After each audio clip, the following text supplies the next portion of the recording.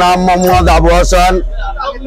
কাল সকাল থেকে আমুরিয়া বাজারে অটোওয়ালারা আমাদের গাড়িগুলো আটকায়ে রাখে এবং আমাদের বিভৎস ভাষায় কথাবার্তা বলে, আমাদের মারধর করে। এই কারণে আইবেড্ডা মাগুরা ডিবি যায় আমাদের গাড়িগুলো ছাড়াই নিয়ে আসে।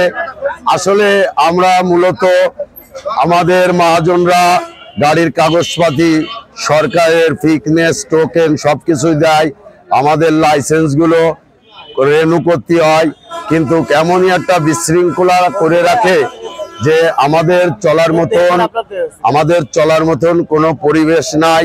তাই আমরা কালকে জেলা প্রশাসকের কাছে থানায় একটা অভিযোগ দায়ের করেছি। এই দায়েরে প্রশাসন তাকে আমাদের যে সুস্থ সমাধান দেয় সেই সমাধানের অপেক্ষায়। এটা মাগুরা জেলায় আমরা এখন প্রশাসনকে জানিয়েছি।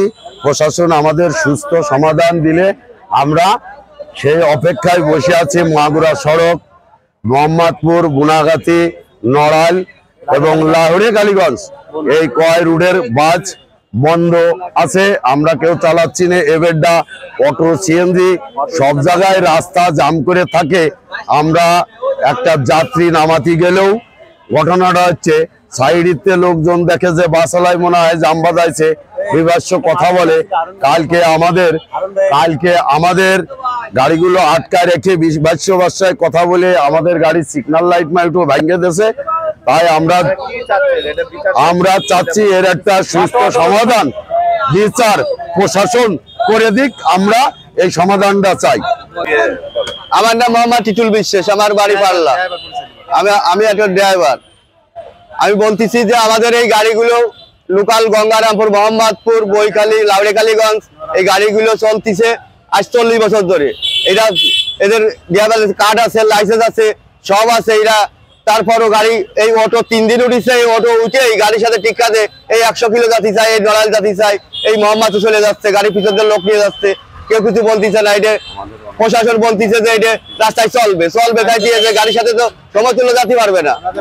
এটা আমরা লাইসেন্স করা, কাট করা আমাদের, তারপরে আমাদের সংসার চলতেছে না, জীবত পালা কিছু হচ্ছে না। আমাদের গাড়ির পিছনতে নিয়ে যাচ্ছে যাত্রী, সামনেতে নিয়ে যাচ্ছে। এগুলো করলে তো আমাদের আসলে সংসার চলে। তাহলে অটোই চলুক, আমাদের গাড়িগুলো পারমিট এগুলো বন্ধ হয়ে যাক। আমরা গত দুপুর থেকে এগুলো বন্ধ করেছি গাড়ি, যে আমাদের প্রশাসন আমাদের সাথে থেকে যে সমালোচনা না করলে আমাদের হচ্ছে না, আমাদের সংসার চলতে, তাহলে আমাদের অটোই চলুক, আমাদের বাস বন্ধ থাক, আমাদের কর্ম করে। আমাদের দাবি অটোগুলো গাড়ির পিছন আগে হচ্ছে লোক যাতে পারবে না, গাড়ি সেবা বন্ধ যাতে পারবে না। এটা পৌরসভায় চলবে অটো। এটা মোহাম্মদপুর, মাগুরা, লাউড়ে কালীগঞ্জ, গঙ্গারামপুর, এটা নড়াইল, এগুলো চলতেছে, এগুলো চলতে পারবে না। এগুলো অল্প পথ যাতে পারবে, এটা বেশি পথ যাতে পারবে না। সৈয়দ মোহাম্মদ নাসিরুল ইসলাম জয়, মাগুরা মালিক সমিতির একজন সদস্য। আমার পক্ষ থেকে এবং সমস্ত মালিক মহোদয়ের পক্ষ থেকে আমরা অতি আন্তরিক দুঃখের সাথে জানাচ্ছি যে আমাদের এই রাস্তায় যেভাবে অবৈধ যানের চলাচল বৃদ্ধি পেয়েছে, তাতে করে আমাদের মালিক সমিতি ক্ষতিগ্রস্ত হচ্ছে। এবং প্রশাসন মহোদয়ের কাছে আন্তরিকভাবে অনুরোধ জানাচ্ছি এই বিষয়টাকে দ্রুত তাদের আওতাধীন এনে তাদেরকে সঠিক বিচারের ব্যবস্থায় এনে সুষ্ঠুভাবে আমাদেরকে সড়কটা ফেরত দেওয়ার জন্য। জি, এটা হচ্ছে আমাদের মাগুরা টু নড়াইল মহাসড়ক। আমাদের মাগুরা টু আঞ্চলিক সড়ক আছে, গুনাগাতি, মোহাম্মদপুর, লাহুড়ে কালীগঞ্জ, এই সড়কগুলা।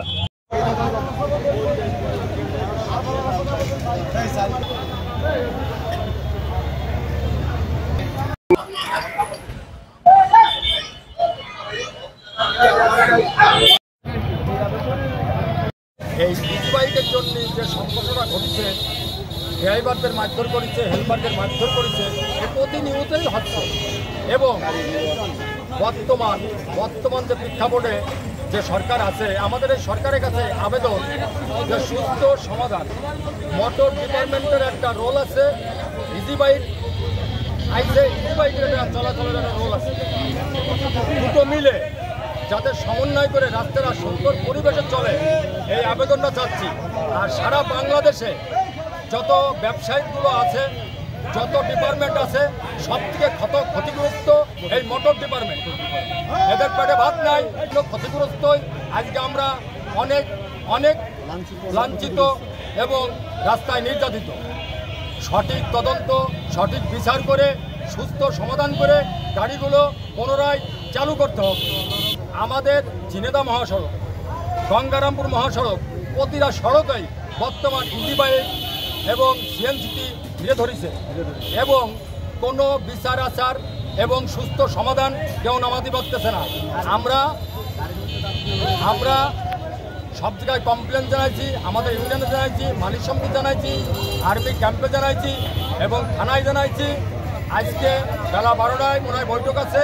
এই বৈঠকে যে সিদ্ধান্ত নেবে, আইনগত ব্যবস্থা নিয়ে সুন্দর সিদ্ধান্ত করে যাতে আমাদের শ্রমিকগুলো সুন্দর পর্যায়ে রাস্তায় চলতে পারে, এই সমাধান সুন্দরভাবে চালু হবে। না হলে পুনরায় গাড়ি আবার বন্ধ হবে। মাগুরার থেকে বোনাগাতি সড়কে গাড়ি যাচ্ছিলাম, আমাদের চেকার দেওয়ার কথা ছিল, চেক দিচ্ছিল। চেক দিচ্ছিতে যায় আমাদের হচ্ছে যে এখানে তাকে বলে যে তোরা ইজি বাইক নিয়ে এদিকে আসিস, গাড়ি ঘোড়া যাত্রী হচ্ছে না। কিন্তু তারপরেও তারা চলে আসে। আমরা যে তোমার গাড়ি নিয়ে যাই, তারাও সেই তোমার চলে যায়। কিন্তু এদের তো পকেট রাস্তা আছে। এদের নিয়ম ছিল যে গাড়ি অটো আছে, অটোগুলো পকেট রাস্তাতে গ্রামের আইনে মেন রাস্তা উঠে যাবে, আর সেইগুলো আমরা টানবো। কিন্তু তা না, তারা একবারে সেই বাড়িতে নিয়ে একবারে শহরে চলে আসে। সম্পূর্ণ নষ্ট হয়ে যাচ্ছে, সম্পূর্ণ গাড়ির ভিতরে প্রচুর যাত্রী এই অটোরা নামায় নিয়ে চলে যাচ্ছে। স্থানীয় কিছু অটো মোটো আছে, এরা জোর করে নামায় নিয়ে চলে যায়, আমাদের মারধর করে। আমাদের 12 জায়গায় 12টা লোক, 12 জায়গায় শ্রমিক, আমরা এই করে খাই। আমরা এরপরে আমাদের হচ্ছে গাড়িগুলো বুড়াগাতি সড়কে যাচ্ছিল, তারপরে তারা হচ্ছে গাড়িতে যাত্রী নামায়ে 15-20 জন গাড়ি 20 মিনিট পর পর যাতায়াত করে। তারপর সেই গাড়িগুলো যাত্রী নামায়ে আমাদের সারাদিন হয়রানি করে রাখে। তাদের হচ্ছে শ্রমিকদের ড্রাইভার দিচ্ছে, দেওয়ার পরে তারা হচ্ছে গাড়ি সাইড করে রাখছে।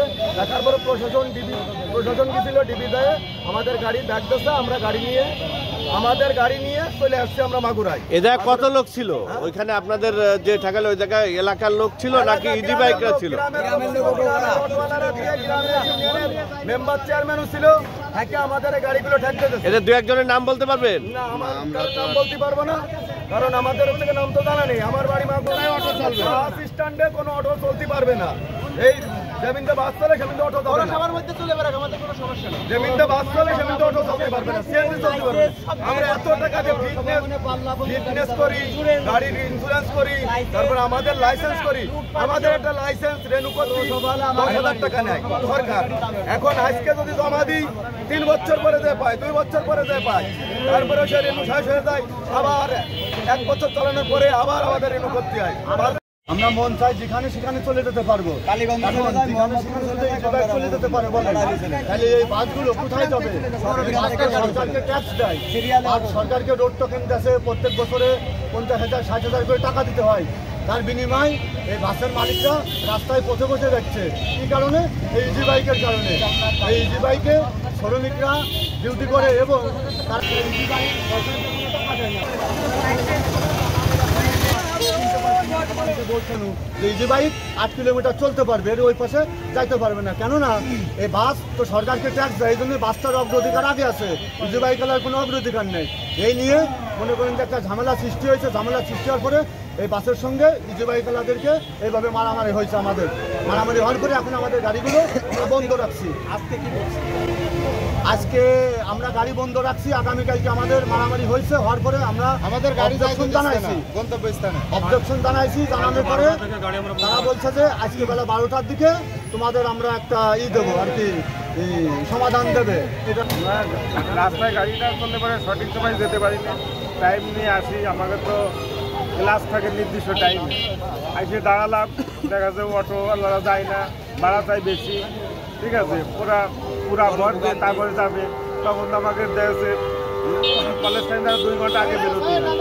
হ্যাঁ, তো নির্দিষ্ট টাইমে পৌঁছাতে পারি না। ঠিক আছে,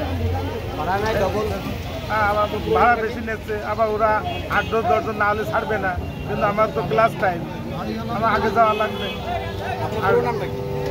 আমার নাম তাপস কুমার দাস, সত্যজিৎপুর কলেজ।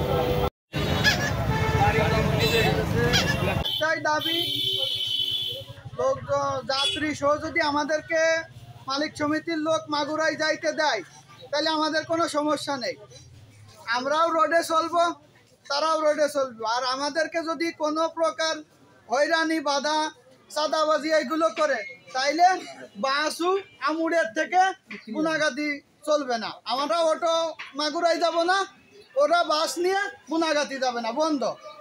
এটাই আপনাদের এইটাই আমাদের এই আপনাদের দাবি। ওরা যদি সুস্থভাবে চলাফেরা করে তাহলে আমাদের কোনো সমস্যা নেই, রোডে বাসও চলবে, অটোও চলবে, অটো চলবে না, বাস বন্ধ। স্বাধীনভাবে চলবে। এদের বাস মালিক সমিতি এদের নাকি মাগুরে গেলে আটকে রাখে, টাকা দাবি দেয়, প্যাসেঞ্জার নামায় দেয়। এই কারণে এরা এখানে মানে এটা সমাধানের জন্য এরা বাস আটকায়। বাস আটকানোর পরে আমরা তাদের সাথে কথা বলি, কথা বলার পর তারা একমতায় সমঝোতা হয়ে বাস এখন আবার ফ্রি, রাস্তা পুরো সচল, কোনো সমস্যা নাই। তারা তাদের আইনানুগ যে ব্যবস্থা আছে সেটা তারা পরবর্তীতে গ্রহণ করে। ইজি বাইক হ্যাঁ, যারা ড্রাইভার ইজি বাইক ড্রাইভার যারা তারা চলতে পারবে, সমস্যা নেই, বাসও চলবে, হ্যাঁ, ইজি বাইকও চলবে, বাসও রাস্তায় চলবে, চলবে, দুটো স্বাধীন অবস্থায়। সমাধান আগ পর্যন্ত এই দুই পক্ষ কেউ কোনো কিছু বলবে না কাউকে, এটা বলা হয়েছে। ধন্যবাদ। ভাইয়ের নাম কি? আমি সাব ইন্সপেক্টর আসাদ, আছেন কি থানায় না আমি ডিউটি আছে? Second officer. তোমরা আপাতত কোনো মিটিংয়ে যাবা না, আমরা এসপি সাহেব আমাদের ডাকিছে 12টার পরে এসে আমাদের সিদ্ধান্ত দেবো, সিদ্ধান্ত মোতাবেক কোনো যেটা হয় আমরা যে সিদ্ধান্ত সেই সিদ্ধান্ত মোতাবেক হয়, কিন্তু আমরা কোনো অসুবিধা সৃষ্টি আমরা করি না। ইজি বাইক চলাচল করলে আমাদের যে গাড়িগুলো আছে কোনো স্টাফ চালাবে না। ইজি বাইক চলে যেখানে যেটা সরকারের নীতিমালা আছে, হাইকোর্টের নির্দেশ আছে, যেখানে নসিবন বাস চলবে সেখানে নসিবন পরিবহন কোনো চলাচল করবে না। যাই হোক আমরা ডিসি অফিসে আমাদের কাছে একটা রেজলিউশন আছে, সেই রেজলিউশন নিয়েও আমরা এসপি মহোদয়, ডিসি মহোদয়ের কাছে কী করবো। আচ্ছা, এই যে ইজি বাইকগুলো চলছে, এটা কি কোনো নির্দিষ্ট সীমা আছে বা এটা চললে কি কি সমস্যায়? এটার সমস্যা আছে, আমাদের গাড়িতে যাত্রী হয় না এবং ওরা বাসার থেকে উঠে নিয়ে ইজি বাইকের নিয়মকানুন আছে, ওরা ফিডার রোডের থেকে উঠে নিয়ে এসে মেন রাস্তায় দেবে, মেন রাস্তা থেকে বাসের লোক নিয়ে আসবে, কিন্তু ওরা ফিডার রোডেতে উঠে নিয়ে এসে সোজা মেন রাস্তা চলে আসে, তখন করে যাত্রী থেকে চলে আসে। এমন অবস্থা আমাদের গাড়ি চলা আমাদের কোনো পরিবেশ নেই। প্রত্যেকটা মালিকের দেওয়ালে পিঠ থেকে গেছে, প্রত্যেক গাড়িতে প্রতিদিন 2200, 2500, 1600, 1800 তেলের দিন, আর সারাদিন মধ্যে গাড়ি চালায়, কোনো শ্রমিক ড্রাইভার এরপর কোনো টাকা পায় না, তারপরে কিন্তু তারা গাড়ি চালাচ্ছে না। আর যেখানে তো তাদের কোনো কাগজ নেই, পত্র নেই, অবৈধ গাড়ি। আর আমাদের একটা প্রতিদিন একটা গাড়ি চালাতে, একটা গাড়ি প্রতি বছরে 40 থেকে 50,000 টাকা ট্যাক্স, ভ্যাট, আয়কর, রুট পারমিট আমাদের দেওয়া লাগে। প্রতিদিন সরকারের 1000 টাকা দিয়ে লাগে। তাহলে আমরা এই মতো অবস্থায় এইভাবে করতে প্রতিদিন 1000 টাকা করে দিচ্ছি।